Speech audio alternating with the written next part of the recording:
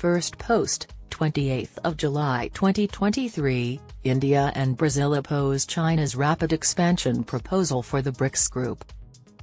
According to the authorities, India and Brazil want to utilize the summit to discuss the possibility of adding other nations with observer status.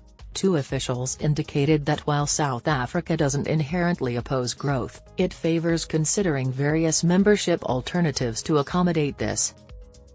According to officials who know the situation, India and Brazil are resisting Chinese efforts to quickly extend the emerging markets BRICS group to increase its political weight and balance the US. Brazil, Russia, India, China, and South Africa will meet at a summit in Johannesburg next month. Still, the countries have disapproved of China's persistent lobbying for adding Indonesia and Saudi Arabia to the group. The officials, who spoke anonymously, claim that China has constantly pursued growth during these preliminary conversations. Numerous other countries are also eager to join the alliance, feeding Western worries that it is developing into a rival to the United States and the European Union. Due in part to these concerns, Brazil wants to avoid enlargement, and India wants rigorous guidelines on how and when other countries can join the organization without formally enlarging it. All decisions must be agreed upon by the members, who will meet from August 22 to 24. According to the authorities, India and Brazil want to utilize the summit to discuss the possibility of adding other nations with observer status. Two officials indicated that while South Africa doesn't inherently oppose growth, it favors considering various membership alternatives to accommodate this. Last year, the BRICS Presidents' Summit permitted the organization's membership to grow, according to China's foreign ministry, which emphasized that the 5 BRICS nations have a political consensus to add more members. The bloc's ambition to become a prominent political and economic force will be displayed at the next summit. Even though the organization has discussed creating a hypothetical single currency, significant advancement is not envisaged. The meeting will occur when tensions between Washington and Beijing are at an all-time high, and South Africa is worried that Russian President Vladimir Putin will attend. President Putin will take part virtually to avoid carrying out an arrest warrant for him issued by the International Criminal Court.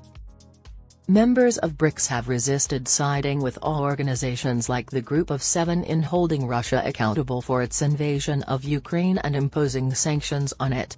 However, the BRICS-established New Development Bank has halted Russian investments, and Moscow can no longer acquire dollars through the joint foreign exchange system.